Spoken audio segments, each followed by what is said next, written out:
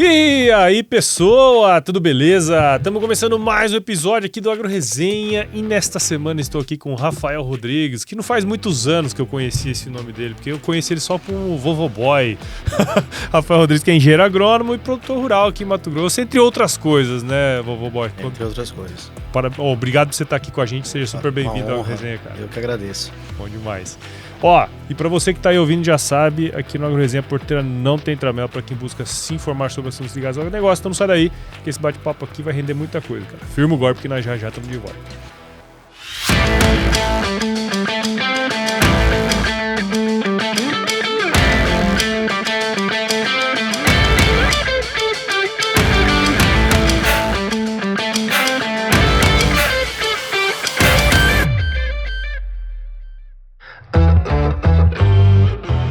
Muito bem, estamos aqui de volta e com o Rafael Rodrigues. Meu amigo, conta um pouquinho da sua história aí pra gente começar essa resenha aqui, cara. Beleza, vamos lá. Desde 1989 estamos aí tentando produzir alguma coisa positiva para esse país. Então, nasci no Paraná, em Maringá, vim para o Mato Grosso aos 5 anos. A minha família se mudou para cá, meu pai já trabalhava com agricultura. E morei em Cuiabá até os 17 anos, onde passei no vestibular, fui para Exalc. Onde nos conhecemos. Vivemos anos... Que época maravilhosa, né? Anos dourados. Anos dourados. O orçamento naquela época era ainda menor do que o de hoje, mas a gente não, nem se compara. A gente conseguia equilibrar bastante lá, estudos, né? Eu lembro que a gente se via muito na biblioteca, né? Na biblioteca. Poxa. todo dia praticamente. Exatamente, batia ponto lá. Mas também era divertido, né? Tinha a parte sim. social. E aí eu formei em 2012, voltei para o Mato Grosso, passei num processo seletivo de uma multinacional de defensivo agrícola, me mandaram para o Mato Grosso, graças a Deus, vim para cá de volta e desde então, profissionalmente aqui, fiquei nessa empresa até 2016, 4 anos, e aí fui trabalhar com meu pai, entrei na fazenda, né? Agricultura, soja, milho, sorgo, enfim. Isso na primeira safra minha foi a 16, 17 e estamos lá até hoje. 16, 17, não, 9 safras. Vai ser a nona safra agora. A nona safra agora. Isso aí. Aí de lá para cá aconteceu bastante coisa, que acho que é o tema do... Vamos falando sobre legal, isso. Né? Eu lembro uma vez, eu não sei se você vai lembrar disso, cara. Eu lembro uma vez que eu estava fazendo fui fazer algum trabalho, não sei se pelo e-mail, pelo CPEA, passando por Diamantina, almoçando naquele restaurante do hotel. Aham. Eu esbarrei o celular. Você lembra desse dia, lembro não? Lembro desse dia. Cara, o negócio mais, né, assim... Óbvio que encontrar exalquiano em Mato Grosso é igual que encontrar tiririca em coisa, né? Mas é sempre bom, né? Encontrar, né, cara? Conversar, com certeza. Legal, cara. Muito bom. Cara, o que eu queria falar com você aqui? Você tá nesse processo, já tá indo para a nona safra agora, você teve ali a experiência na indústria também, que eu acho que é uma coisa importante. Lembro que a gente gravou um episódio, eu, você, seu pai, o Silicone e o Patrone, né? Naquela época do podcast que a gente tinha lá no AgriHub lá. E vocês estavam nesse processo, quer dizer, faz 3 anos isso, né? 3 anos mais ou menos. Mais de 3 anos. E vocês já estavam nesse processo da sucessão. Eu lembro de seu pai comentar alguma coisa assim, pô, acho que era legal ele sair e tal, né? Quando você se formou assim, você já pensou em ir direto ou você já teve essa conversa antes com seu pai, assim, falando, não, vamos para fora, vamos conhecer um pouquinho outros... Tinha já uma conversa prévia de trabalhar fora em algum lugar, alguma área, claro, que correlata, né? Correlata, que tocasse o nosso negócio. Já tinha essa ideia, mas assim, vou ser muito sincero que a partir do momento que foi chegando mais próximo da formatura e assim, um monte de processo seletivo acontecendo e avançando etapas em uma boa parte e ficando fora em outras, isso começa a dar aquela ansiedade, né? Fala, pô, será que isso daqui a pouco eu saio com o diploma e desempregado e mais um para filha de desempregado do Brasil, né? E na época eu comecei a conversar com meu pai, falei, pai, então, mas e se for trabalhar junto e tal? E naquela época, né, tava com 22 anos, assim, né? aquela maturidade de 22 anos, né? Fala, pô, pai, assim, planta aí 2.000 hectares, se eu aumentar meio saco de soja na média, já é mais que eu ia ganhar numa multinacional, então o que você acha?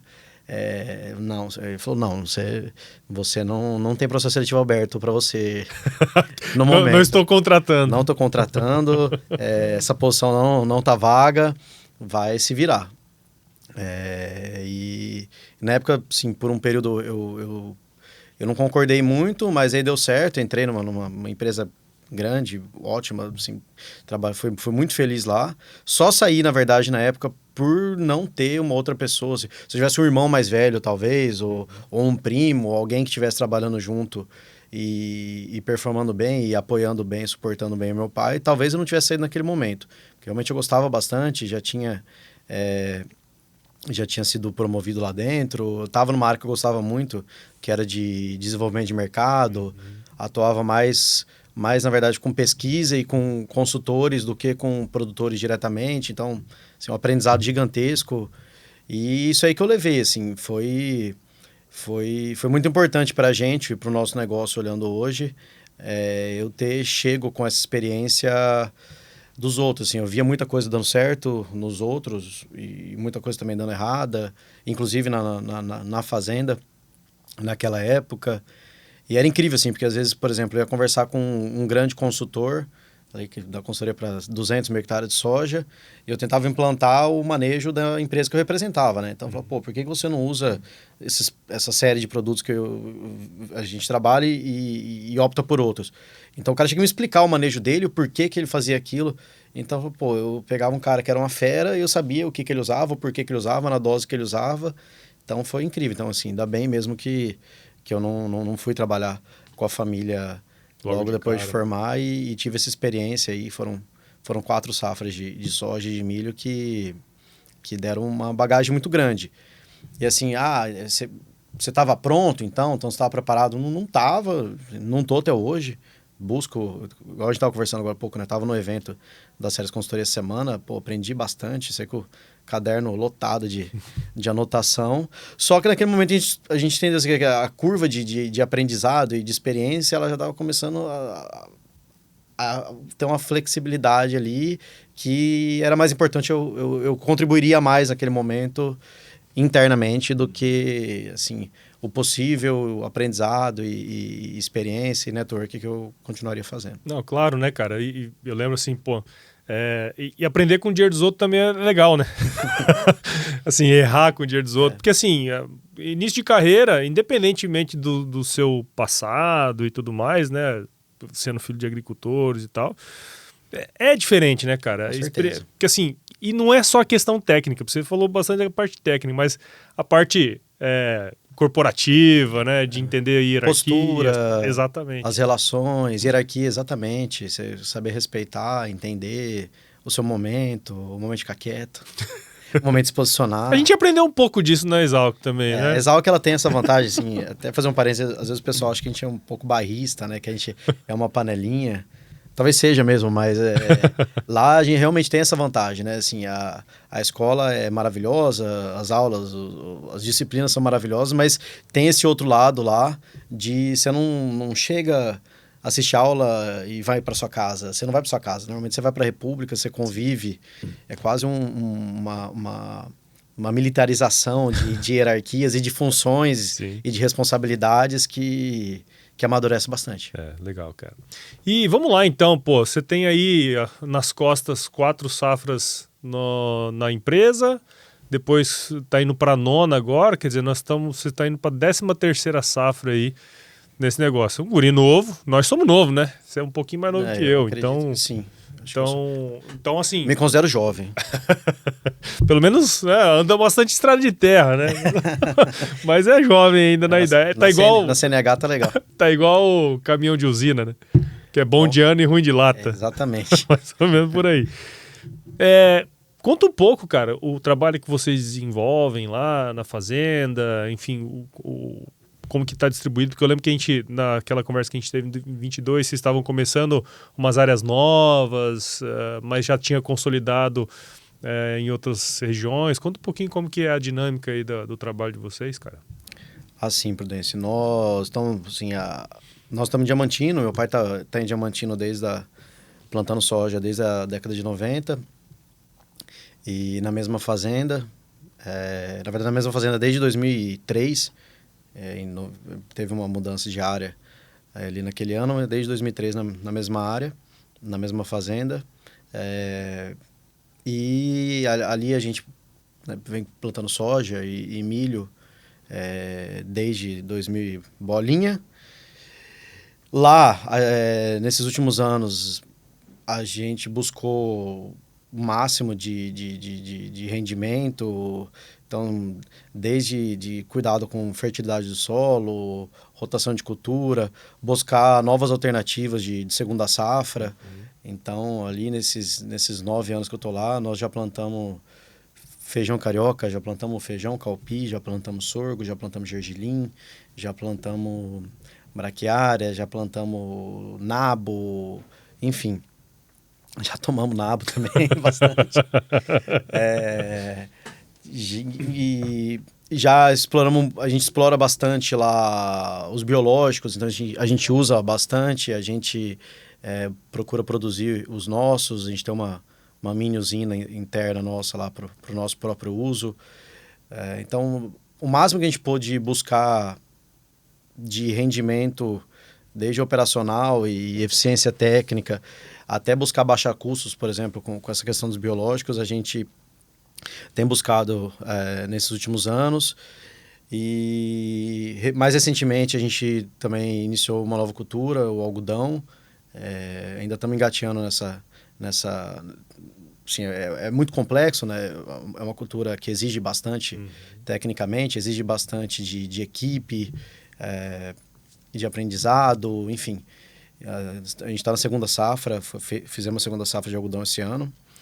E, paralelo a isso, foi mais ou menos aquela época, 2022, que a gente estava falando, né? A gente iniciou um novo projeto agrícola, que é em outro município, Poconé, que fica relativamente distante de Diamantino. Então, a gente teve que montar toda uma nova estrutura de pessoas, de máquina, enfim. E acaba dividindo tempo e energia também, né? Então, tem sido um desafio. Nós vamos para a quarta safra agora, essa safra de soja agora é a quarta safra. Ainda estamos aprendendo bastante, porque lá, assim, apesar de em linha reta dá 250 quilômetros, mas é quase outro país. Assim. A altitude você sai de quase 500 para 150, o solo é totalmente diferente, o regime de chuva é totalmente diferente. Lá só faz uma safra, não faz duas, agrícola, né? Então, a gente tá bem dinâmico, assim, igual você comentou, se fosse com o dinheiro dos outros, eu diria que tá quase divertido, assim, porque a gente tá aprendendo bastante, tá vivendo bastante coisa nova. O duro é que é com o nosso dinheiro, né? Então, custa caro. Então, ali em Poconé, a gente teve a área que já era soja, que beleza, assim, é tudo diferente, mas o custo de implantação da cultura é bem menor. A gente tem área de primeiro ano, a gente tem tido área de primeiro ano quase todos os anos.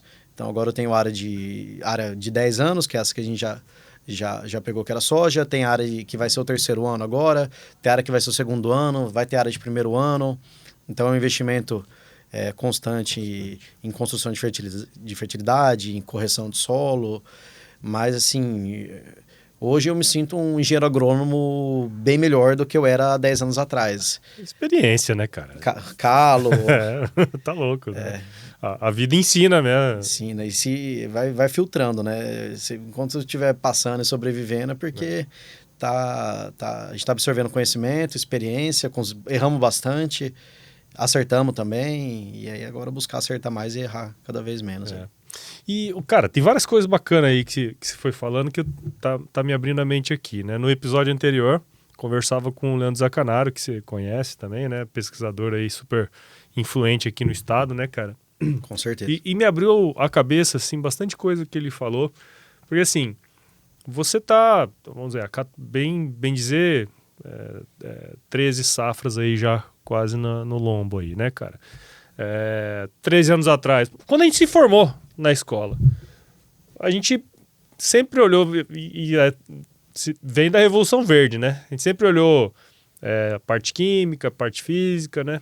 Continua sendo muito importante, áreas de primeiro, segundo, terceiro ano, você tem que construir a parte física. E você comentou dos biológicos que, inclusive, tem uma história legal com a cervejaria que nós vamos contar depois, né? Sim. Mas que, de alguma maneira, vocês já estão usando isso há algum tempo, né, cara? Como que tem sido essa mudança? Porque apesar de ter sido pouco tempo, 10 anos é nada, né, cara? Assim, pra gente é interessante. Em termos de história da agricultura, em termos de história da agricultura, nada, né? 10 anos, 15 anos, foi ontem, é um pisco, meio segundo, né, cara? Como que tem sido essa mudança? Porque eu acredito que nós aqui, nós estamos vivendo uma mudança silenciosa ainda, né? Mas que a gente já começa a ver muita coisa sendo dita nos eventos, o próprio Zancanaro falando coisa aqui de pesquisa de 10, 15 anos que eles tocaram lá. Como que você tem lidado com toda essa mudança da agricultura aí também, cara? Realmente é muito dinâmico, tem muita coisa nova acontecendo o tempo todo, em todas as áreas. Então, se pensar em controle de praga, é uma loucura, muita coisa chegando, muita coisa acontecendo, muitos novos desafios, quebra de resistência de biotecnologias. A gente viveu uma segunda safra no Mato Grosso aqui que, infelizmente, vai para a história por conta de uma quebra a última proteína BT que funcionava, ela deixou de funcionar justamente nessa segunda safra, até ano passado, no Mato Grosso, na Bahia já caiu alguns anos atrás, mas no Mato Grosso ainda funcionava super bem, que é a VIP, tanto para milho quanto para algodão, e esse ano ela caiu. E quando a biotecnologia cai, ela não avisa que vai cair. Não. Ela não manda um recado, um SMS. Não. Ela simplesmente cai e cai para todo mundo, assim. Sim. Parece que alguém apertou um botão e falou, agora ela não funciona da mesma forma. E aí pega todo mundo desprevenido, né? Porque a margem hoje é muito pequena. Então, assim, ninguém trabalha com estoque de produto. Sim. Então, nem o produtor e nem as revendas, cooperativas... Inviável, né, cara? É inviável. E nem as próprias multinacionais. Porque a gente sabe que esses ingredientes ativos, eles vêm da Ásia, vêm da China, enfim, ninguém estava preparado. E aí, a hora que estourou, aí lagarta para todo lado e falta de produto, enfim. Então, isso foi um episódio recente, impactante, mas esse tipo de coisa acontece algumas vezes. Sim. Até o pessoal falou no evento ontem, uma vez eu também escutei de um diretor da empresa que eu trabalhava, às vezes a gente vai chorar as pitangas, a gente fala, mas esse ano agrícola aqui no Mato Grosso foi muito atípico. Qual foi o ano típico? Todos os anos agrícolas do Mato Grosso são atípicos, né? Sim. Ou pro bem, ou pro mal, ou por falta de chuva, ou por excesso de chuva, ou por quebra de uma biotecnologia.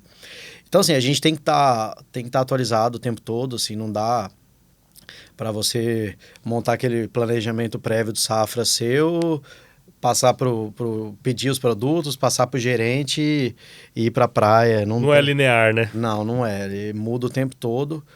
A gente tem que estar atualizado, tem que estar participando de evento, tem que estar conversando com a turma. Se a gente usar o celular, os grupos de WhatsApp de uma forma, como uma ferramenta de trabalho, é incrível, porque todo mundo está passando por isso o tempo todo, então a gente vai se ajudando e vai conversando. E os biológicos, eles entram muito forte nisso, porque hoje, tanto controle de praga, de inseto, até mesmo planta daninha, não existe bala de prata mais na agricultura. Talvez já existia um dia, quando o glifosato matava tudo, 20 anos atrás, só que a gente usou muito mal essa molécula e agora a bola da vez é o glufosinato. Estamos usando muito mal de novo. A gente tem uma molécula inseticida, o clorfenapir, que é o melhor produto para lagarta, talvez, hoje. Estamos usando muito mal, estamos usando só ele. Então, se a gente entender cada ferramenta dessa como partes da solução, partes do quebra-cabeça, que são importantes, mas também tem outras peças para serem usadas, nós vamos dar longa vida para o nosso negócio. E os biológicos entram dessa forma. Hoje tem assim, muita coisa que não é nova, que talvez na década de 80 já existia e já se ensinava isso nas escolas, biológicos, armadilhamento, monitoramento de praga, feromônio, atrativo, matar a mariposa adulta para ela. Tudo isso já tem 50 anos. Só que não era usado, porque tinha um inseticida, alguma coisa que funcionava. Agora, então a gente tem que juntar todas essas peças para tentar montar o melhor quebra-cabeça possível. E dar de forma mais sustentável possível. Sim. Sustentável ambientalmente, mas sustentável no negócio. Claro. Também. Porque, até também sobre o evento de ontem, às vezes os caras mostraram, por exemplo, olha, tá vindo esse inseticida, ele tem um resultado muito bom. Ele vai chegar no mercado em 2032. Puta. Então, assim, daqui 6, 7 safras, a gente tem que sobreviver até lá, né? Então, a gente tem que tentar unir da melhor forma possível tudo e fazer o nosso dever de casa. Sim, sim, não, sem dúvida, cara. E você falou muito também dessa vários testes, né, que vocês foram fazendo ao longo do tempo com culturas diferentes, como o gergelim, né? O gergelim estourou lá na região do Vale do Araguaia, né, cara? E mostrou-se uma boa cultura ali para a segunda safra, mas o que você implantou ali que, além do nabo que vocês tomaram ali, coisas interessantes que você tem visto ao longo desse tempo e os benefícios, né, obviamente, desse trabalho que vocês têm feito ao longo do tempo aí, cara? Mais especificamente de segunda safra? Isso, assim? Porque assim, primeira safra normalmente é soja mesmo, né, difícil cara? fugir é difícil disso, fugir disso, né? Mas a gente falava, por exemplo, com o advento da ferrugem asiática, a gente acabou melhorando os materiais das plantas para serem um pouco mais precoces, com boas produtividades, e isso abriu margem para a gente fazer outras coisas, né? Exatamente. A história da agricultura nossa aqui é mais ou menos por aí. Só que até a gente encontrar as coisas, né? O milho se deu super bem, mas tem outras alternativas também, né? Sim. Isso é um negócio legal para a gente abordar também. Eu acho que tem muita coisa legal acontecendo. O gergelim é um ótimo exemplo. Aparece como uma opção bem, bem viável de segunda safra, porque a demanda hídrica dele é bem menor do que do milho, por exemplo. É parecido com o sorgo. Acho que talvez, assim, se a gente pensar num sorgo de alta produtividade, a demanda do gergelim é ainda menor. Ele tem uma rentabilidade boa, assim, depende bastante da demanda mundial, igual tudo, mas ele é tão bom, se adaptou tão bem ao Mato Grosso, a esse clima de final de janela de segunda safra, que a área também aumentou. Sim. Então, a gente tem que entender até que ponto o mercado absorve com preços que remunerem bem o produtor esse aumento, mas é uma excelente ferramenta, é ótimo a gente ter opção. Isso. Ter opção é maravilhoso. Então, se a gente ficar pensando só milho, até tal dia eu posso plantar milho com segurança, depois disso eu não tenho outras opções, é ruim. Então, o gergelim é uma ótima opção. Falando do próprio milho, e a gente fala assim, o quanto é dinâmico a agricultura, aqui no Mato Grosso principalmente, mas em geral no Brasil, acho que também a gente está vivendo uma era histórica que são as usinas de etanol de milho. Verdade. Isso mudou o agro do Mato Grosso e é muito recente. Uhum. Isso é muito recente. Eu lembro assim, de estar em evento há 6, 7 anos atrás que mostrava o quanto seria interessante essas usinas e que a gente já tinha uma muito pequena em Campos de Júlio em funcionamento, estavam pensando em abrir em uma em Sinop.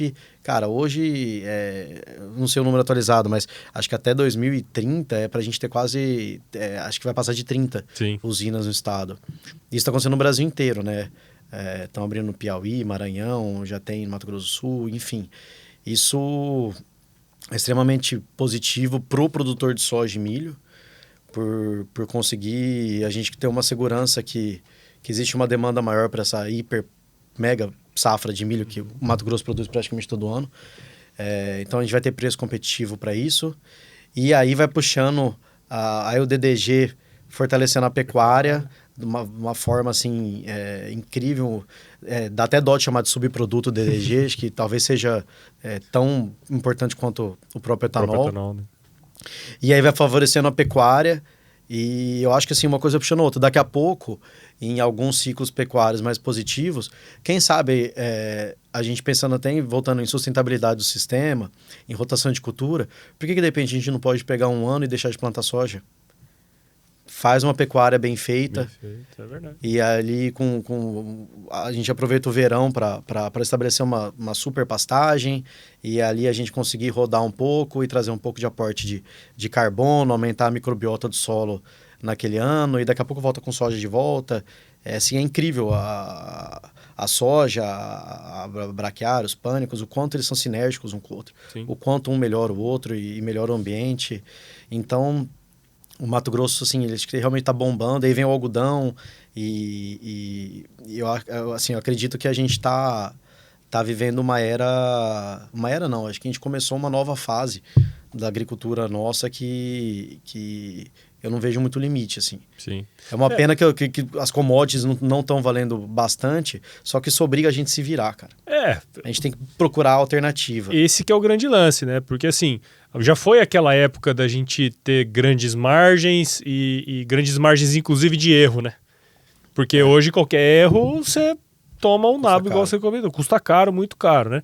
Mas você falando desse lance das usinas de etanol, cara, isso é um negócio muito interessante, porque um dos primeiros trabalhos sobre usina de etanol de milho que foram feitos foi lá no IMEA, quando eu estava no IMEA em 2017. Eu era o gestor desse projeto específico. Show. E a gente projetou, por exemplo, assim, o taxa de retorno de investimento nas principais regiões. Todas elas, o etanol de milho, do jeito que a gente está vendo hoje, ela dava retorno no investimento. Né? E não é à toa que hoje, né, se planeja aí mais de 30 usinas até 2000 e poucos, né? 2030 e poucos, se eu não estiver enganado. Então, quer dizer, é um puta no negócio, porque além de favorecer o produtor de soja, milho, né, especial, ele puxa outras cadeias, como a pecuária. Exatamente. E também uma outra que a gente quase não se fala muito em Mato Grosso, mas que puxa muito, que é o próprio eucalipto. Né? Reflorestamento.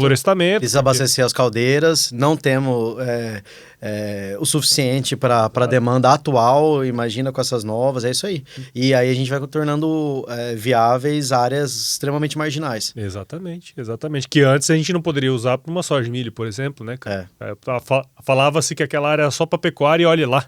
Né? Mas aí agora a gente vê, vai para Minas, São Paulo, vê eucalipto naqueles morros do caralho lá, verdade. Como que a gente não pode fazer aqui? Com certeza. Cara? É muito interessante esse processo. E até do ponto de vista social. Claro. O quanto essas cadeias sendo fomentadas, a geração de emprego, a arrecadação de imposto. Exatamente. Então, assim, eu acredito que o Mato Grosso realmente startou de 5 anos para cá uma nova fase que acho que só vai ser substituído por uma próxima fase ainda melhor daqui a alguns anos. Eu acredito bastante nisso. E assim, na verdade, essa história da agroindustrialização, né, que a gente está vivendo agora, isso foi algo que, a região de Illinois lá, Iowa, viveu há algumas décadas atrás, né, cara? Que a indústria de alimentos, você vai para esses lugares, você já deve ter ido para lá também, não sei se já foi. Nunca fui. Então, lá, cara, a indústria de alimentos é muito forte.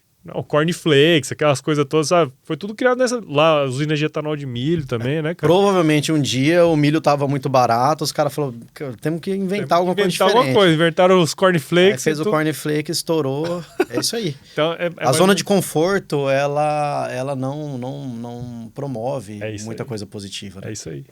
É uma delícia a zona de conforto, assim, é uma delícia trabalhar com margem. É o que dá sustentabilidade pro negócio por muitos anos. São os anos bons, né? Os anos bons você consegue segurar os anos ruins que vêm. Mas eu acredito demais que os anos ruins forçam a nossa resiliência, a nossa criatividade. Isso aí. E aí a gente tem que ir para cima de procurar alguma coisa diferente. E às vezes acerta, às vezes erra, vai filtrando. Sim. E vamos em frente. E o problema é o que não falta para nós, né? Nossa, realmente. Isso aí. Cara, outro tema que eu queria entrar contigo aí, você é um agricultor jovem, né? Mas vem de uma família que já está no negócio há mais tempo, né, cara? E acho que super importante a gente falar de sucessão familiar também, né? Porque não é só você. Tem sua irmã, tem seu pai, né? Tem toda a família ali que está envolvida no negócio, né, cara? Como que vocês têm trabalhado essa parte, essa organização, né? A gente falava um pouco antes de começar a gravar aqui, eu fico mais nessa área, minha irmã fica mais ali, meu pai... Né? Como que tem sido esse processo, né? Porque é sempre um processo, né? Seu pai não sai e você entra, né? Tem um processo acontecendo aí, né? Com a gente ali foi... Então, a gente plantava só ali em Diamantino e meu pai... Tava sozinho, né? Dentro da família, né? Lógico, tinha os funcionários, gerente, tudo, mas... A responsabilidade era 100% dele dentro da família. A minha responsabilidade na época era passar de ano na faculdade. A da minha irmã nessa época, acho que ela nem na faculdade ela estava ainda, estava na escola, enfim. E aí... Daí eu formei, entrei na indústria defensiva, então 2016, 2017, comecei a trabalhar com ele. E não foi fácil. Não foi fácil, assim, porque na teoria, a hora que eu entrei, eu tinha um cargo. Eu não lembro, acho que eu era gerente técnico, diretor agrícola, sei lá. Diretor agrícola é um negócio pequeno, diretor de coisa pequena é engraçado, né? Mas, então eu ficava nessa área, mas tinha muito conflito, esbarrava em duas, às vezes em alguns momentos até com o gerente da fazenda, em 3 pessoas mandando na mesma coisa, assim. Então, às vezes, eu pedia alguma coisa para um funcionário da fazenda e o cara virava e falava, eu tenho que obedecer quem? Você, seu pai ou o gerente? Aí eu, a vontade de responder, falou, todo mundo. Todo mundo tá acima de você na hierarquia, mas assim, não foi muito fácil mesmo esse início. E até a gente se organizar e entender melhor onde cada um encaixava melhor, onde tinha que ceder um pouco. E foi indo. Então, assim, teve os momentos de um desgaste maior, de algum estresse, mas um negócio que eu falo sempre, assim, que é na relação minha e do meu pai, que sempre foi muito importante, é que a gente brigava, às vezes, 5 vezes no mesmo dia e fazia as pazes outras 5. Isso é muito importante. Às vezes você vai dormir meio chateado, no outro dia já está tudo bem e é uma coisa do negócio, tentar separar o máximo possível, tanto que, inclusive nessa época, a hora que eu vinha para Cuiabá, eu ficava na casa deles, eu não morava sozinho, então a gente convivia 24 horas por dia praticamente, né? E nunca afetou o pessoal, a gente sempre conviveu muito bem, nos finais de semana, isso assim, a gente sempre valorizou muito e sempre soube colocar alguns limites quando via que poderia causar alguma situação de um possível desconforto, assim. Mas com o passar dos anos, das safras, eu fui pegando mais responsabilidades, fui amadurecendo, fui entendendo melhor algumas coisas e meio, talvez até num modo um pouco automático, algumas coisas meu pai foi saindo e eu fui assumindo. Até que chegou ali em 19, 20 mais ou menos, que eu estava com mais, vamos dizer, com mais funções, mais responsabilidade dentro da fazenda, de dia a dia, né, de rotina, de operação, do que meu pai. Meu pai até hoje, ele acompanha os números, média, financeiro, enfim.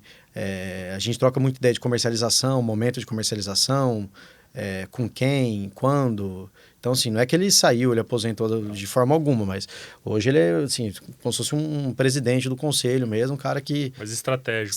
Totalmente estratégico. Ajuda bastante ainda. Tem hora que eu tô corrido, falo, pai, você pode buscar uma peça que ficou pronta, você vai passar ali perto. Ele ajuda bastante, mas não passa mais as decisões de dia a dia, de agrícolas, por exemplo, por ele mais. Então, ali mais ou menos em 2019, ele já estava buscando talvez uma nova área, um novo trabalho, alguma coisa, um novo negócio, na verdade. E aí que entra a cervejaria, né? Acho que em algum momento a gente ia falar de cervejaria. Sim. Depois a gente pode até falar mais detalhadamente, mas ele... E a cervejaria não seria na fazenda, não seria em Diamantino. Então, na época, provavelmente a gente imaginava que seria em Cuiabá. Justamente para ele também ficar mais tranquilo, não pegar menos estrada, ficar mais focado em alguma coisa mais próxima. E aí a gente montou a cervejaria Charaés, e eu acho que também daí passou talvez mais 1, 2 anos, a minha irmã terminou a faculdade, ela fez agronomia também, e aí ali estava demandando muita gente de qualidade, gente de confiança na cervejaria. Ela já entrou direto já e coitada, ela entrou... Outro universo, né, Outro universo, e naquela época, assim, empresa nova, só que mesmo nova, com 2, 3 anos, ela estava crescendo, assim, a gente estava triplicando o faturamento a cada ano. Caralho. Faturamento e produção. Sim, sim. E gente, então, assim, eu tive 4 anos numa multinacional extremamente organizada, mais estável, entre aspas, né? Sim, tive, claro, dificuldades, erro, acerto. Agora a Jéssica, a gente jogou ela no air fryer, assim. a hora que ela saiu da faculdade, assim, deu aquela respirada e tal, já entrou no air fryer 200 graus ali e foi ótimo para ela também, porque, pô, eu e meu pai, a gente comenta, cara, o quanto ela amadureceu muito rápido, o quanto a profissional Jéssica, você pegar... Não sei se você lembra do programa da Xuxa, que tinha o antes e o depois. Sim. Se pegasse o antes e depois da Jéssica profissionalmente, do primeiro semestre dela e ela hoje, pô, é totalmente diferente.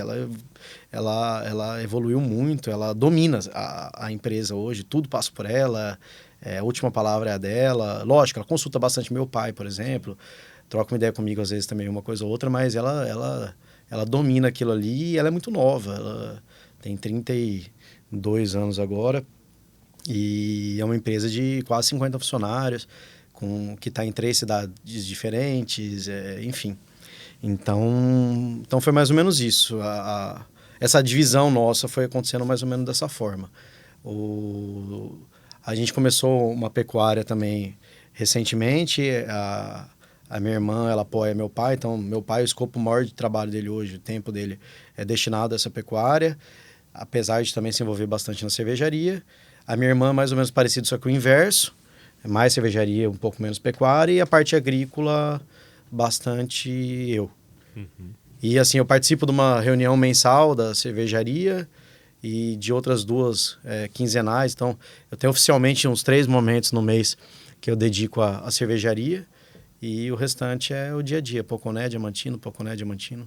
Não, é legal, cara, porque assim, aparentemente, não sei se vocês sentaram um dia, ó, vai ser assim, mas as coisas foram se ajeitando, né, As coisas foram se ajeitando. Já teve alguns momentos a gente sentar e desenhar, só que quando isso aconteceu, elas já estavam bem assentadas, já era mais para a gente aparar alguma aresta, assim. Sim. Mas não foi uma coisa igual eu vejo, até admiro e eu acho interessante quando o dono do negócio, às vezes os filhos são criança ou adolescente, já pega uma empresa de sucessão familiar e já começa testes vocacionais. Você é mais administrativo, você é mais operação. Eu acho lindo isso e acho que funciona. Não estou sendo irônico, não. Mas a gente foi no dia a dia mesmo. Na raça mesmo. Cara, mas assim, ó, agora aí de saco pra massa, já que você tocou no assunto da cervejaria, eu gosto muito da ideia de como foi concebido, sabe, cara? Você fala que você gosta muito de cerveja. Também. Bom. Também. Por pouco a gente não é concorrente, porque eu também fazia cerveja. Tá vendo? Podia ser sócio. Pois é. Mas enfim, cara. Conta um pouco da história de onde nasceu, porque é de certa maneira inusitada e tem tudo a ver com o setor, né, que você trabalha, que é o agro, né, cara? Sim. Conta um pouco como que foi o surgimento, assim, da Xaraés, velho. Basicamente, a cervejaria Xaraés, ela nasceu do nosso projeto de biológico na fazenda. Então, provavelmente deve ter umas 3.500 cervejarias no Brasil hoje. Eu duvido que alguma delas surgiu da mesma forma. Acho que uma boa parte é parecida com a sua história. O cara fazia uma cerveja home brewer, fazia cerveja em casa e era boa. E aí o cara se animou, pediu as contas do banco e pegou a FGTS e montou uma micro cervejaria. Tem muita história assim, igual a nossa eu acho difícil, porque era isso, os equipamentos de produção de biológicos, os fermentadores, eles fermentam o que você colocar lá dentro para fermentar. Sim. Você colocar ali um mosto, as matérias-primas e o inóculo, e der condição de oxigênio ou de... Você multiplica, você pode multiplicar iogurte, pode Yakult, pode multiplicar cerveja, pode multiplicar Bradisóbias, os pirilo, bacilos, e são basicamente os mesmos equipamentos, apesar dos processos serem diferentes. E aí um dia numa das visitas lá à indústria, que a gente comprava os equipamentos na época, foi sugerido pelo dono da indústria, falou pro meu pai, né? Falou, Roger, por que vocês não... Já pensou em fazer cerveja? Por que vocês não fazem cerveja? Vocês usam quando esse equipamento? Nós usamos entre setembro e março, abril. Falou, pô, então vocês ficam uma boa parte do ano ociosos, né? Por que você não faz cerveja e tal? Aí veio a ideia, eu fui contra no início, Falei, pô, a gente tá Nada a ver, né? tá cheio de coisa pra fazer aqui na fazenda, não sobra tempo pra nada, já tá dando trabalho, vai inventar de uma coisa totalmente diferente, outra área. A gente não tem noção disso. Eu falei, mas tem consultoria, explica, ensina e tal. E aí, lá pelas tantas, eu fui numa outra visita dessa, lá para Minas, eu fui junto. E para ver, para entender e para não deixar meu pai... Não deixar seu pai fazer negócio sozinho. Fazer besteira. Né? Na época eu achava que era besteira, né? Na verdade, quem tava certo era meu pai, o errado era eu. E aí, fui junto, conheci a consultoria... Tomei cerveja da consultoria, era boa, era bem boa. Falei, bom, beleza, né? Não, podia ser um charlatão tentando ludibriar o velho Roger, eu tava lá para salvá-lo. Mas não, a cerveja era boa mesmo. Enfim, aí a gente deu certo, falamos, vamos testar, vamos... Então, dos equipamentos que a gente tinha que adicionar só mais alguns, a gente tinha uns 70%, 80% de uma cervejaria já. E aí aí a gente adquiriu esses outros equipamentos, começamos a fazer cerveja, já em Chapada dos Guimarães, na época a gente alugou um barracão, que é onde é hoje ainda a cervejaria. Uhum. Depois nós ampliamos bastante, mas é no mesmo lugar. E começamos, e ficou boa mesmo, deu certo. A cerveja é muito boa, inclusive. Obrigado. Não é porque você tá aqui, não. Eu gosto bastante dela também. E, cara, e aí foi. Só que daí, assim, a gente viu que deu certo, não era... Aí chegou uma hora que a gente fizemos o teste, deu certo, 1, 2, 3 produções. A gente conseguiu o padrão, que é uma coisa difícil pra caramba. Então, elas ficaram no mesmo nível de qualidade, E aí, assim, é outro universo. Mas tem a caracterização disso, você tem como medir, Brix, teor de açúcar. Então, assim, a gente, não é só no paladar nosso, que podia ser um paladar ruim, mas quimicamente e microscopicamente a gente atingiu um padrão bom. Enfim... E a gente teve que escolher, aí, vamos montar a cervejaria mesmo, vamos seguir em frente, porque não tem como a gente produzir Azoosperillum e cerveja no mesmo lugar, assim, nem no mesmo lugar fisicamente, nem na mesma estrutura. E aí a gente tomou decisão, daí nós investimos realmente numa cervejaria, a gente pegou aquele equipamento antigo, levou para a fazenda, para produzir biológico na fazenda, e ali virou cervejaria Charaés desde então, desde... A primeira Quando que foi? A primeira produção nossa, que foi esse primeiro teste, foi dia 12 de outubro de 2018.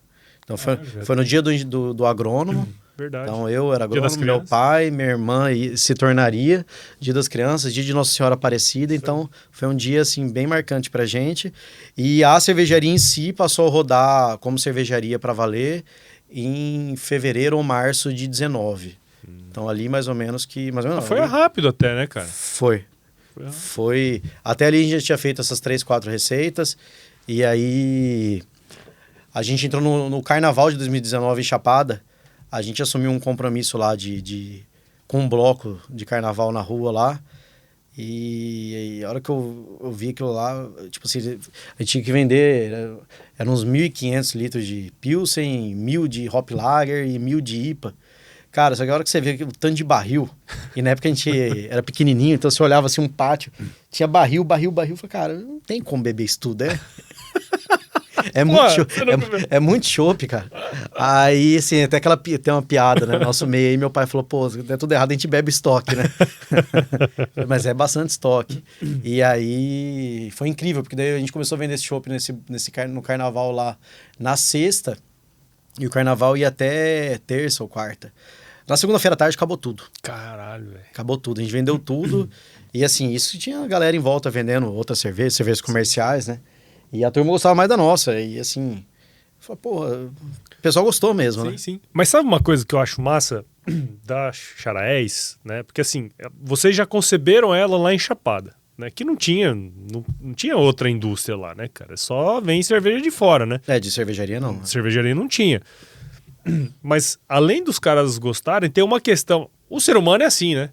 O ser humano gosta de estar localmente, né? E ajudar quem tá ali perto, né, cara? E como o Chapada é pequenininho, eu imagino que esse ambiente ali favoreceu muito, né, cara? Eu achei uma puta de uma sacada. Porque se fizesse em Cuiabá, ia ser só mais uma, né?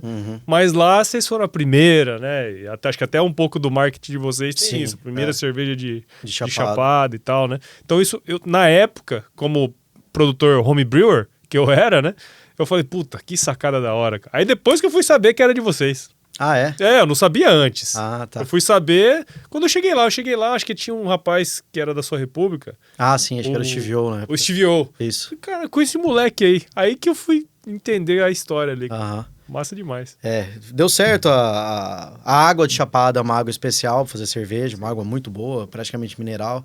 O clima ajuda, a gente trabalha com matéria-prima 100% importada. Só que eu acho que passa um pouco por isso, assim. Por ser local, por ser fresca. Ninguém vai tomar um chopp nosso que tá no estoque há 6 meses, há 4 meses. Isso não acontece, ele é praticamente da mão para a boca. Então, faz diferença isso. Por mais que de uma outra empresa, um outro esteja dentro do prazo de validade, você pega dessa mesma empresa e um lote que recém-feito e um lote de 4 meses e botar no copo e tomar é diferente. A questão do chopp, né? De não ser pasteurizado, é mais cremoso e tal. E também eu acredito que, assim, hoje existe, assim, eu vou falar, talvez um carinho especial por estar ali, por estar fazendo ali. Eu acredito bastante nisso também. Não, cara, sem dúvida, sem dúvida. A comunidade ajuda a comunidade, né, cara? É que a gente tem pouco essa visão de comunidade aqui, né? Você pega cidades grandes no Brasil e tal, é difícil ter essa noção. Mas quando a gente tá num lugar um lugar pequeno, né? E como é Chapada, acho que isso é um negócio que funciona super bem. Eu acho que foi uma puta de uma sacada aí, cara. Muito bom mesmo. Parabéns aí. Beleza, obrigado. Bom demais. E de lá pra cá, até... Desculpa te interromper, mas agora, acho que duas semanas atrás, a gente recebeu... Foi a semana que a gente mais recebeu medalha. A gente ganhou... A gente ficou muito feliz. A gente já tinha umas 30 e poucas medalhas já de cerveja, de todos os estilos nossos já tinham recebido alguma medalha. A gente mandou as amostras para o World Beer Awards, que é o principal concurso a nível mundial. E o legal dele é que ele não premia ouro, prata e bronze para o primeiro, segundo e terceiro melhor. Então, assim, a partir que você conquistou uma determinada nota... Então, eu não posso estar falando besteira, mas assim, se eu não me engano, a partir de 90 você é bronze, 93 é prata e 95 é ouro, alguma coisa assim. Ah, entendi. Atinge o padrão. Isso. Então, assim, tem mais de um ouro, tem mais de uma prata na mesma categoria. E só que é caro, a inscrição de concurso é cara. Então, antes a gente até mandava todas, aí a gente, esse ano, por questão de orçamento, a gente deu uma filtrada, falou, vamos mandar... Aí, dos 10 estilos que a gente mandou 8 estilos. E nós ganhamos 10 medalhas. Caralho, que da hora. Nós ganhamos 10 medalhas, porque dos 8, uma só não foi premiada. A gente teve 7 medalhas entre ouro, prata e bronze. E das 7, 3 foram as melhores do Brasil. Pô, que na categoria delas. Então, elas, além da medalha de ouro, elas ganham Country Winner. E aí, o melhor do país naquela categoria vai para Londres disputar o Mundial. Então, a gente teve 3 cervejas disputando o Mundial em Londres. Pô, que massa. Já seu resultado, perdemos. Mas, pô, só de estar lá, né, cara? Exatamente. A nossa cerveja é boa. Não, é boa. É isso que a gente leva, assim, que tá bem avaliada. E, cara, assim, uma pergunta nada a ver, mas que me veio aqui na cabeça, cara. Por exemplo, você falou aí, todos os produtos que vocês usam na cervejaria são importados, né? E assim, os produtos que se usam numa cervejaria são oriundos da agricultura, né? Você pega a cevada, que torna o malte, né? O lúpulo. Até vi uma reportagem não muito recente, né? De o pessoal produzindo lúpulo em Minas Gerais, se não tiver enganado. O Brasil tá Você olha para isso aí também, cara? Olho e eu tenho vontade de produzir. É mesmo? Já fui atrás de consultoria. Não deu tempo ainda de implantar esse projeto, mas é uma... É porque assim, o lúpulo, o malte aqui não tem como, realmente é uma cultura de inverno, o clima do Mato Grosso não permite. Mas o lúpulo dá certo. Sabe hoje qual que é um dos principais polos de produção de lúpulo no Brasil? Petrolina e Juazeiro. Então assim, uma região irrigada, lógico, só que pega sol o ano inteiro praticamente, não tem, assim, a taxa fotossintética é altíssima, é livre de doença. Então, eu tenho até um amigo meu da Exalc que eles são produtores de uva lá, tanto uva de mesa quanto para vinho, e alguns lotes estão substituindo uva por lúpulo. Ah, sério? Sério. E uma coisa que eu achei muito legal do lúpulo, eu não sabia, a gente pensa em lúpulo cerveja, né? O lúpulo tem um monte de uso. É um puta... desculpa falar. Pode falar, para falar aqui, não tem problema não. É um ótimo antioxidante. Então, ele para a indústria farmacêutica, o mercado de indústria farmacêutica para o lúpulo é muito, muito maior do que o de cerveja. Caraca. Então, eu ficava meio assim, imaginava, vou produzir lúpulo para atender a cervejaria. E se for muito mais lúpulo do que nós fazemos cerveja, o que eu faço com o excedente? Aí eu descobri isso aí e falei, não, isso aí o mercado farmacêutico absorve bastante. Então é uma ótima alternativa econômica também. Não, legal, pô. Sim, a pesquisa fez a soja vir para Mato Grosso, né, cara? Então, assim, tem coisa técnica e científica que dá pra gente utilizar e, de repente, fazer, né? Porque, assim, Mato Grosso, apesar de ser um estado extremamente agrícola, né, cara, pecuário também, enfim, a gente tem pouca variação, né? Assim, a gente vai ter alguma variação na segunda safra. Mas é específico, igual, por exemplo, o gergelim. Você já falou, o Vale do Araguaia é muito forte o gergelim. Já não 63 não é tanto. Aí você pensar milho, pipoca e girassol. Todo mundo pensa em Campo Novo do Parecis. Não pensa em Sinop ou em Campo Verde.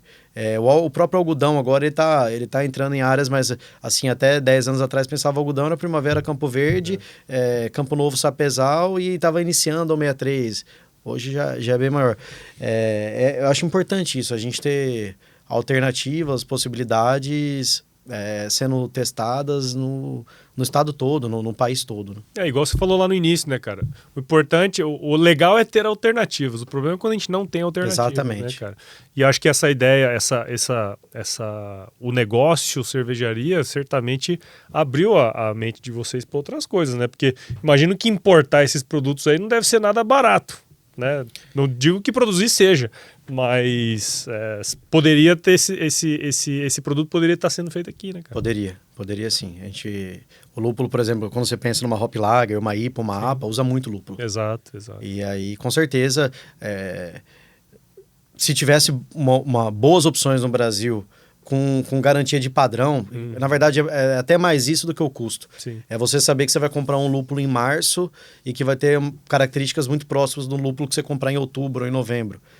Isso é muito importante para você conseguir manter o padrão de cerveja ou não ter que mudar tanto a receita. Sim. Acho que a partir do momento que a gente tiver isso rodando bem no país, não tem motivo nenhum de não usar um lúpulo da Serra da Mantiqueira, claro, um lúpulo de Petrolina, ao invés de usar um lúpulo da Holanda, da Alemanha. Sim, não, legal, cara. E, cara, agora a gente, os finalmente aqui, você tá com 13 safras, né? O que você enxerga aí para os próximos 10 anos, 10 safras? Quais são os maiores oportunidades, desafios, tanto, né, para o negócio como um todo, como para você também, cara? Bom, assim, pensando em negócio, eu espero que o cenário macroeconômico brasileiro melhore bastante, consideravelmente. Para o nosso setor trabalhar com uma taxa Selic da forma como está é porque a gente é muito insistente mesmo. Sim. É porque é quase desumano, né, cara? É inviável. É inviável, cara. Se você for fazer qualquer conta de taxa de retorno, você pode produzir bem soja, produzir bem milho e tentar fazer um investimento mais baixo, a margem ainda assim é muito pequena. E se não produzir bem, não tem margem. Queima caixa, se tiver caixa. Ou aí você tem que recorrer a banco, a alguma instituição financeira, com a taxa Selic da forma como está. Então, assim, a primeira desafio, assim, a primeira coisa que eu pensei para o próximo ciclo aí de 10 anos a gente precisa muito urgentemente, não só para a agricultura, acho que como Brasil, um todo, né? Como um todo, Sim, que empreendedor igual a gente tá falando de cervejaria, né? O cara que tem lá, tem 2, 3 lojas de material de construção, pensa em montar uma quarta, uma quinta, investir no interior. Cara, não dá coragem no panorama que a gente tem hoje. Então, torcer e trabalhar bastante e aqui eu não estou politizando nada. Assim, sim. É um cenário macroeconômico como um todo, seja quem seja assim, os próximos chefes do executivo estadual, nacional nosso. E aí, igual a gente estava falando sobre o quanto está dinâmico e quanto vem evoluindo a agricultura brasileira, essa agricultura regenerativa que o pessoal tem falado, essas opções de biológicos, enfim, que a gente consiga cada vez mais tornar isso viável, tanto economicamente quanto operacionalmente dentro das nossas áreas. Que a gente consiga tirar o máximo de sinergia de tudo isso, uma agricultura favorecendo uma pecuária favorecendo uma agricultura, tanto dentro de casa quanto nas relações aí de troca com outros players, que essas usinas de etanol e que venham outras novidades como essas usinas de etanol. A gente entrou no algodão aí recentemente, que a gente possa se estabilizar dentro dessa cultura também, que é uma cultura que eu vejo como ela agrega muito para o negócio, ela demanda um nível de organização alto, se quem tem, ótimo, quem não tem, tem que ter. Corpo técnico na fazenda, ter boas pessoas ali dentro, no dia a dia, bem remuneradas, num ambiente de trabalho que elas se sintam bem para performar. Eu acho que, sim, os próximos 10 anos acho que passa bastante por isso. Acho que talvez a gente ouve bastante na mídia, assim, sobre o aumento de área, super safra, aumento de área. Eu acho que nesse cenário de commodities num valor baixo e de taxa Selic no nível que está, eu acho que o que tem que ser alto não é novas áreas, eu acho que a gente tem que ser eficiente. É isso aí. A gente tem que ser muito eficiente, tentar tirar o máximo possível do que nós já temos hoje para trabalhar, fazer bastante com uma limitação. A gente trabalhar mais, fazer as tarefas de casa mais bem feitas, tentar ser mais eficiente em tudo, desde uma adubação. Pô, sempre fiz a adubação dessa forma. Pô, será que se a gente fizer ela mais localizada, a gente não vai colher melhor? Ou será que fazendo uma mais localizada, com um pouco menos de adubo, a gente não vai colher a mesma coisa? Fazer esse exercício, eu tenho procurado com os gerentes da fazenda, com meu pai, com minha irmã, a gente, em tudo, em todas as áreas, até na cervejaria. Dá mais trabalho. Vou ter que trabalhar mais. Poxa, vou ter que motivar mais a equipe. Aí é a tarefa de cada um no dia a dia, mas assim, acho que a eficiência, se fosse dar um título pro projeto dos próximos 10 anos, seria buscar uma eficiência maior. Legal. E o seu, cara? E o seu desafio, velho? Cara, vida pessoal, equilibrar esses pratos aí. Equilibrar esses pratos, ter bons momentos com a família, com a minha esposa aí. Um beijo, Tayane. Aí, ó. Já ganhou.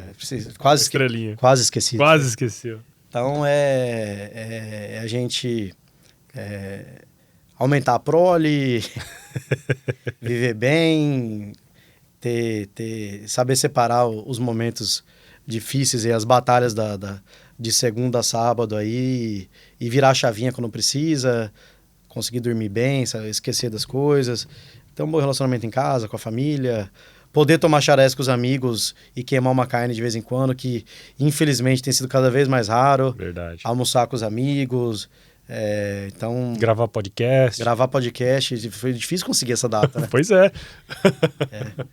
E eu queria, não é uma coisa que eu tava enrolando você não, tava difícil mesmo.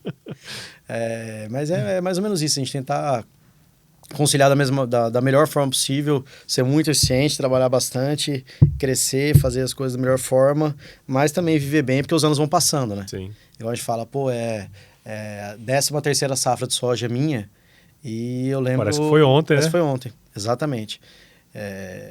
Dá até um pouco de tristeza pensar nisso. Mas vamos viver bem aí, fazer esporte. Eu jogo tênis, gosto muito de jogar tênis. Tentar segurar a onda. E ter um bom próximo ciclos aí. Eu acho engraçado isso aí, porque é o seguinte. Quando a gente tava lá na escola, o gordo era eu. Os outros eram tudo magrelo.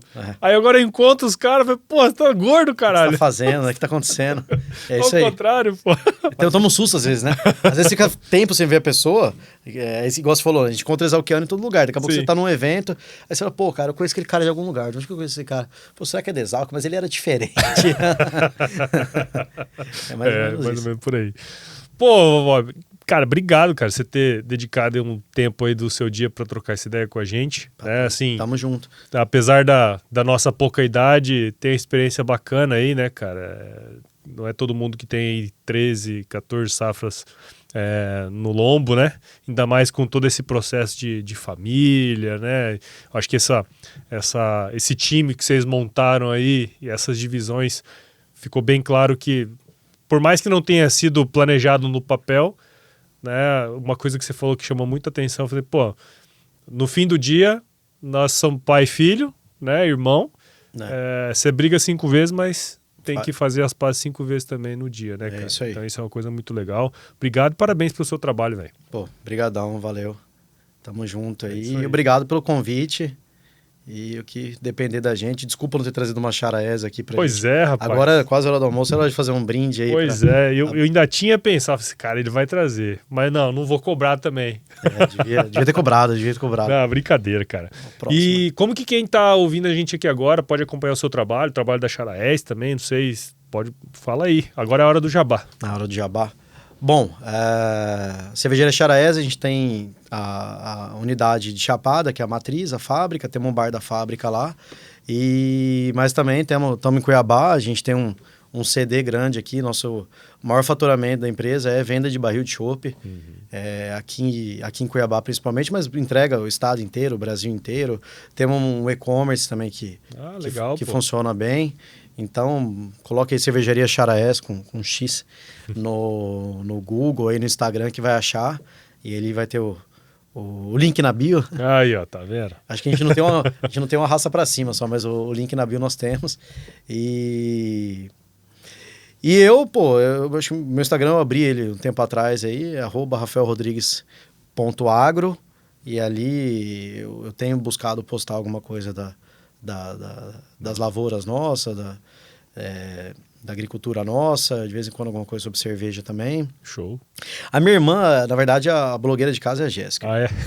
Quem quiser seguir ela também Poxa, agora não vou saber de cabeça, mas bota lá, @Jéssica Rodrigues 339, alguma coisa assim, 3393. Ou a Jéssica Rodrigues da Cervejaria Charaés lá que vai achar. Ela fala bastante de cerveja. Na verdade, o Instagram dela é muito mais legal que o meu, né? Porque o meu fala lá de soja, de milho. Ela fala de cerveja. De mosca branca. Ela fala de IPA, de APA, da importância do lúpulo. Pô, lúpulo é muito mais legal que mosca branca, né? 500 vezes 1000 melhor, né, cara? Mas aí acompanha a gente e quem não conhece a nossa cerveja ainda, por favor, nos dê essa oportunidade. Não é porque é artesanal que é caro, tá? Não vai estourar o orçamento de ninguém. Não. A gente tá bem justo ali, bem dentro. Você sabe que eu parei de produzir cerveja em casa porque eu falei assim, cara, o trabalho que dá essa porra aqui, fazer esse negócio de sujeira e escambar o dia inteiro mexendo, depois tem que ficar lá vigiando e tal. Compensa comprar uma Charaés, por exemplo, tá ligado? Fico muito feliz de saber muito que a gente... mais fácil e boa igual. Talvez sua esposa goste mais da Charaés do que você mesmo. Por essa mudança de... Exatamente, cara, exatamente. Então, assim, não vale o trabalho. Melhor... Isso aí. Terceiriza. Terceiriza, não, e é aquela questão que a gente tava falando lá atrás. Pô, dá oportunidade, igual você falou, né? De uma cervejaria local, sei lá, tomar... Eu prefiro, hoje, quando eu saio, tomar uma cerveja local... Porque eu já não bebo muito mais, né? Mas quando eu vou beber é uma situação especial. Então, pô, pega um negócio desse aí, um negocinho melhor, né, cara? Exatamente. É um pouco por aí, né, cara? Vai beber bem. É isso aí. Cara, a gente tem um último quadro aqui no podcast, que é o nosso glorioso quiz. Vamos nessa? Vamos nessa, eu não me preparei, mas... Mas esse é o objetivo, Mas eu vou te fazer umas perguntas, não tem pegadinha, você responde a primeira coisa que vier à sua cabeça. Beleza? Rafael Rodrigues, Vovô Boy, qual que é a sua música antiga predileta, cara? Primeira coisa que vem na cabeça? Primeira coisa que vem na cabeça. Welcome to the Jungle. Muito bom. Vai ter o show dos caras aí, né, velho? Vai. Que coisa mais aleatória do universo. Eu pensei que fosse pegadinha, falei pegadinha. Eu achei que fosse pegadinha. Eu tinha certeza que era alguma zoeira, alguma coisa assim, mas parece que vem mesmo, né? Guns N' Roses em Cuiabá. Meu Deus do céu. Se eles não brigarem até lá, né? Se eles não brigarem e se o Axel não morrer e acabar a voz dele também, né? Exatamente. Cara, e qual foi o lugar mais legal que você já visitou? Nossa, cara, isso é difícil, hein? Mais legal que eu já visitei? Tentei procurar alguma coisa menos óbvia, mas é Fernando de Noronha. Ah, Noronha, muito bom. E na cozinha, meu caro, qual que é a sua especialidade? Eu gosto de cozinhar. É. Eu vou além do churrasco, vamos lá fugir do comum, yakisoba. Aí, ó, yakisoba, do meu time. Bom demais. Gosto bastante. É isso aí, cara. E, cara, e tem algum livro que de alguma maneira te ajudou e que mudou sua cabeça que você poderia compartilhar aí com a gente, cara? Prudence, cara, também não vou fugir do óbvio, não. A própria Bíblia. Eu acho que a Bíblia tem muita coisa valiosa ali, tem vários livros dentro dela ali que você consegue tirar lições pro dia a dia. Quando você tá lendo ali uma coisa que parece meio aleatória, daqui a pouco você vê ali uma mensagem, uma coisa do momento que você está passando ali e te dá força. Então, a Bíblia. Top, muito bom, cara. Agora uma mais filosófica pra gente ir pros finalmente mesmo. Se você se encontrasse com o seu eu de 17 anos hoje, cara, qual que seria o melhor conselho que você se daria? Deixa crescer a barba.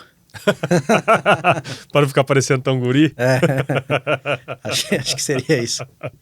Muito bom, cara, muito bom. E para você que ouviu ou está assistindo esse episódio até agora, eu tenho certeza que você viu o valor nessa conversa que eu tive com o Rodrigues, ó, com o Vovô Boy, o Rafael.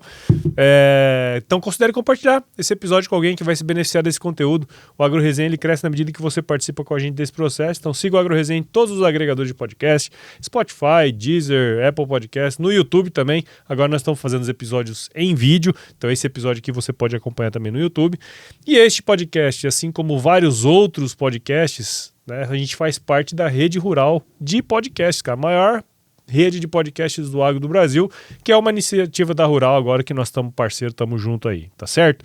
Siga as nossas redes sociais no Instagram, Facebook, LinkedIn e no YouTube. Entre no nosso grupo do WhatsApp, no nosso canal do Telegram, o link está na bio lá do Instagram e também no nosso site, www.agroresenha.com.br, e escreva para contato@agroresenha.com.br se você quiser mandar sugestões de entrevistados, mandar um oi aí pra gente. Nós adoramos receber ois, tá certo? Diga lá. Posso falar outra coisa pro Rafael de 17 anos atrás? Pode falar outra. Algum momento você vai ouvir falar um negócio chamado Bitcoin. Compra o máximo que você conseguir. tem isso aí também. Tem. Ia ter comprado bem mais barato. Ia ser muito bom hoje, né? Não precisaria plantar. Tá sofrendo aí com o governo, os caras. Estrada, enfim. Cara, muito bom. Eu sempre finalizo com as minhas frases de sabedoria aqui, que é o seguinte, cara. Se chover não precisa molhar a horta, não, tá bom? Positivo. Fica tranquilo. Vou levar em conta isso aí. Valeu, meu velho. Show de bola. Muito obrigado, valeu. Valeu.